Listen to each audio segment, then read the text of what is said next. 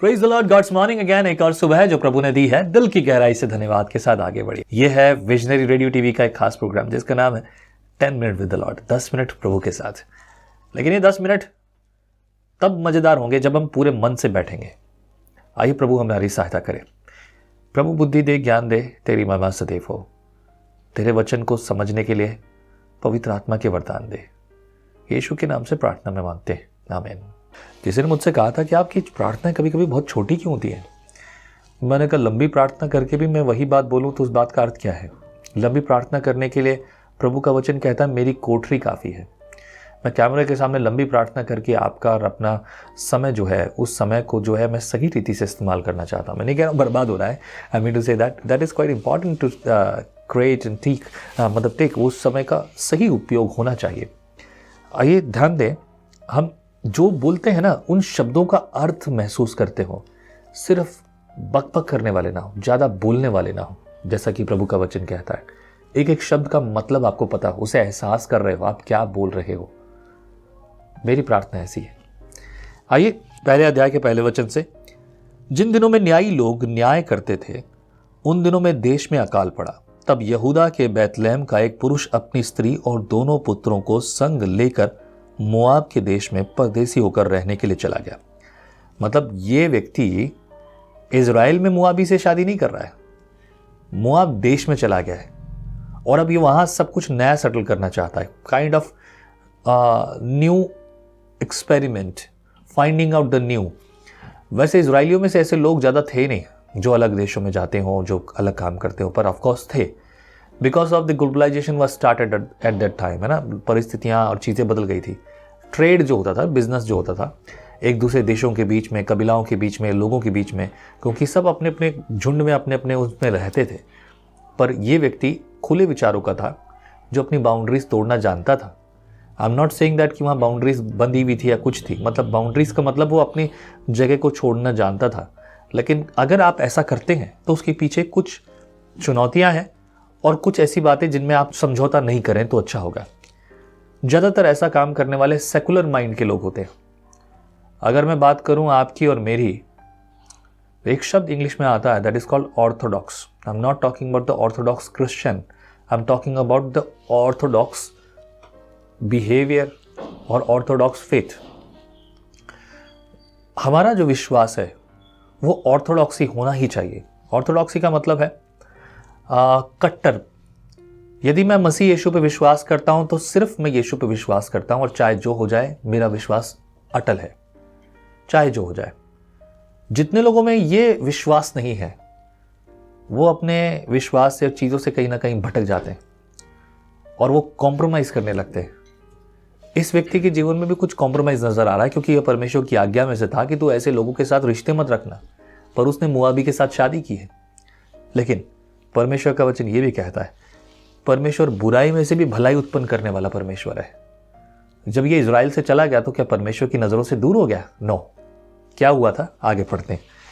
लिखा है दूसरे पद में, उस मनुष्य का नाम एलीमेलेक और उसकी पत्नी का नाम नाओमी और उसके 2 बेटों के नाम महलोल और किलियोन थे। ये प्राती थे, अर्थात यहूदा के बैतलहम के रहने वाले थे। वे मोआब के देश में आकर वहाँ रहे। और नाओमी का पति एलीमेलेक मर गया और नाओमी और उसके 2 पुत्र रह गए और उन्होंने एक मोआबिन स्त्री से विवाह कर लिया। एक का नाम ओरपा और दूसरी का नाम रूत था। फिर वे वहाँ कोई 10 वर्ष रहे। जब मैलोन और किलियोल दोनों मर गए तब नाओमी अपने 2 पुत्रों और पति सहित हो गई। तब नाओमी अपने 2 पुत्रों और पति से रहित हो गई। मतलब रहित से, ये शब्द ना मुझे बहुत बचपन में समझ में नहीं आता था। रहित का मतलब क्या होता है? रहित का मतलब यहाँ पर लिखा है बच्चे और पति दोनों से रहित हो गई, यानी कि बच्चे भी नहीं रहे, पति भी नहीं रहे, या अकेली रह गई। इसके बाद लिखा है 6 पद में, तब वह मोआब के देश में यह सुनकर कि यहोवा ने अपनी प्रजा के लोगों की सुधि लेके उन्हें भोजन वस्तुएं दी है, उस देश से अपनी 2 बहुएं समेत लौट जाने को चली। अतः वह अपनी 2 बहुएं समेत उस स्थान से जहां रहती थी निकली और उन्होंने यहूदा के देश को लौट जाने का मार्ग लिया। तब नाओमी ने अपनी 2 बहुओं से कहा, तुम अपने अपने मायके लौट जाओ, और जैसे तुमने उनसे जो मर गए हैं और मुझसे प्रीति की है, वैसे ही यहोवा तुम्हारे ऊपर कृपा करे। यहोवा ऐसा करे कि तुम फिर अपने अपने पति के घर में विश्राम पाओ। तब उसने उनको चूमा और वे चिल्ला चिल्ला कर रोने लगी। मतलब अब ये बिछड़ने का समय था। नाओमी ने देखा कि भाई मेरा पति मर गया, बच्चे मर गए, दोनों बेटे मर गए, अब कुछ बचा नहीं। परदेश में जो हम काम करने आए थे, अच्छी ज़िंदगी जीने आए थे, अब कुछ बचा नहीं, मैं क्या करूं। बहुओं को बोला, बेटा ऐसा करो, तुम अपने घर जाओ और मुझे आशा है प्रभु यहोवा तुम पर कृपा दृष्टि करे और तुम अपने अपने पति के घर पे विश्राम पाओ, वहां रहो, तुम खुशी से रहो, अब अपनी नई जिंदगी शुरू करो, मैं चलिए अपने ठिकाने, अपने घर। ये जब बात की तब ये लड़कियां जो है दोनों रोने लगी, यानी बहुएं जो उसकी रोने लगी, चिल्ला चिल्ला कर रोने लगी। बोले हमारी सास चली जाएगी, हमारा इतने साल का नाता रिश्ता, और हमारे पति नहीं रहे, सास भी नहीं रहे, कुछ भी नहीं रहे। दोनों लड़कियां रोने लगी। उसके बाद क्या होता है, 10 वचन में लिखा है, और उसने कहा निश्चय हम तेरे संग तेरे लोगों के पास चलेंगी। नाओमी ने कहा, हे मेरी बेटियों लौट जाओ, तुम क्यों मेरे संग चलोगी? क्या मेरी कोख में और पुत्र हैं जो तुम्हारे पति हो? हे मेरी बेटियों लौट कर चली जाओ, क्योंकि मैं पति करने को बूढ़ी हूं, और चाहे मैं कहती भी कि मुझे आशा है और आज की रात मेरे पति होता भी और मेरे पुत्र भी होते, तो भी क्या तुम उनके सियाने होने तक आशाएं लगाए रहती और उनके निमित्त पति करने से रुकी रहती? हे मेरी बेटियां ऐसा ना हो, क्योंकि मेरा दुख तुम्हारे दुख से बहुत बढ़कर है। देखो यहोवा का हाथ मेरे विरुद्ध उठा है। तब वे फिर से उठी और ओरपा ने तो अपने सास को चूमा, परंतु रूत उससे अलग ना हुई। 14 पद तक अब देखो खास घटना क्या हो रही है, इसे समझना, कई बार इसे समझ नहीं पाते लोग। यहां पर नाओमी ने कहा, दोनों बहुओं को कहा तुम चली जाओ, क्या तुम मेरे सियाने होने तक, यानी कि अगर मेरे बच्चे अगर होते भी तो जब तक वो बड़े होते, क्या मेरी कोख में कोई है? आपको मालूम है ये रिवाज था कि एक भाई जब मर गया तो उसकी पत्नी उससे छोटे को ब्याह दी जाए, उससे वो भी अगर नहीं है तो उससे छोटे को जो भी कोई है, लेकिन भाइयों में ब्याह दी जाए। जो बहू एक बार घर में आई है वो घर में रहेगी, दैट वाज द लॉ। पर यहां पर ये कहती है कि मेरे तो कोई संतान ही नहीं है, मैं बूढ़ी हो गई हूँ, शरीर में कुछ बचा नहीं है, अगर पति होता भी और अगर मैं गर्भ धारण भी करती, अगर मेरी कोख से और बच्चे भी जन्म लेते, तो क्या वो जब तक सयाने होते तब तक तुम इंतजार कर पाती क्या? ये मुश्किल होगा। तो इसलिए बेहतर है कि तुम शांति पाओ और तुम अपने घर जाओ, ये उसने कहा। ये व्यवस्था थी, वहां का नियम था। हमारे भारत में भी ये होता है, और जब बड़े भाई की मृत्यु हो जाती तो भाभी का विवाह छोटे देवर से कर दिया जाता है, और उसके बाद कुछ और। ऐसा मैंने अपनी आंखों से देखा है, और आप में से बहुत से लोग इस बात के गवाह होंगे। कई शहर राज्यों में ये सब चीज़ नहीं होती, पर कई जगहों पर ऐसा होता है, पर अब लगभग ये बंद होता जा रहा है। कहानी ये है कि लोग उस परिस्थितियों में भी वो काम किया करते थे, लेकिन अब 15 पद में उसने ये बात साफ कर दी, और एक तो जो है चली गई, लेकिन रूत जो है अभी भी सास से अलग नहीं होना चाहती। 15 पद, तब उसने कहा, देख तेरी जिठानी तो अपने लोगों और अपने देवता के पास लौट गई है, इसलिए तू अपनी जिठानी के पीछे लौट जा। रूत बोली, तू मुझसे यह विनती न कर कि मुझे त्याग या छोड़कर लौट जा, क्योंकि जिधर तू जाएगी उधर मैं भी जाऊंगी, जहां तू टिके वहां मैं भी टिकूंगी, तेरे लोग मेरे लोग होंगे और तेरा परमेश्वर मेरा परमेश्वर होगा। जहां तू मरेगी वहां मैं भी मरूंगी और वही मुझे मिट्टी दी जाएगी। यदि मृत्यु छोड़ और किसी कारण मैं तुझसे अलग हूं तो यहोवा मुझसे वैसा ही वरन उससे भी अधिक करे।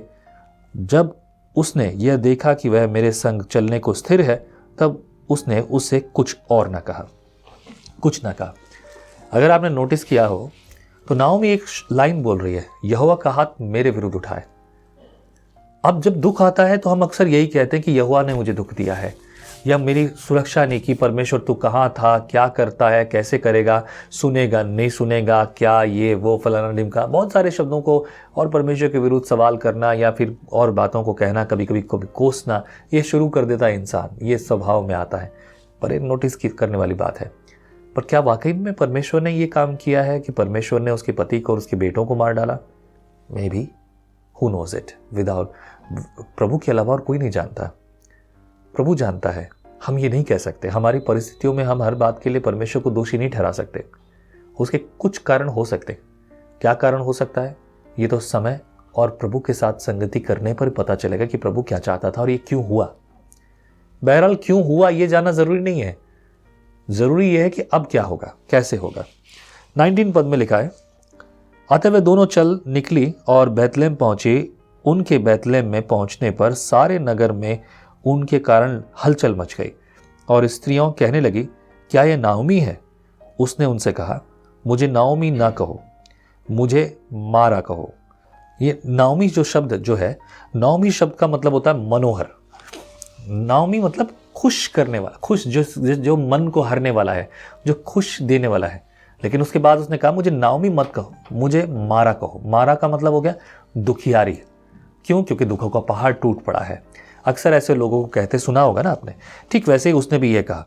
उसके बाद ये लिखा है, क्योंकि सर्वशक्तिमान ने मुझको बड़ा दुख दिया है।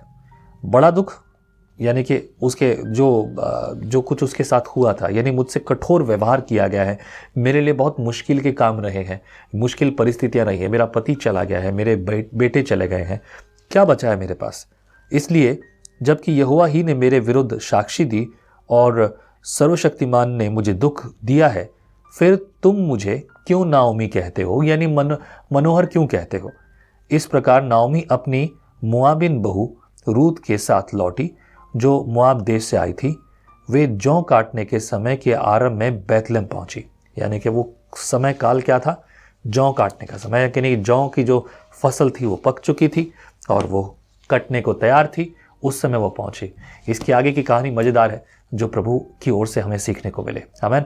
प्रभु सहायता करे, आगे बढ़ेंगे, संगति करेंगे एक साथ मिलकर। प्रभु आपके साथ हो। जय मसीह की। परमेश्वर का वचन जीवन देने वाली रोटी है। आओ हम इस जीवन देने वाली रोटी का और मजा लें विजनरी टीवी पर। हम हमेशा सोचते हैं कि शायद मैं भी बाइबल कॉलेज जाकर बाइबल को अच्छे से सीखता, पर अब आपके लिए है visionary TV, deep Hindi Bible study के लिए।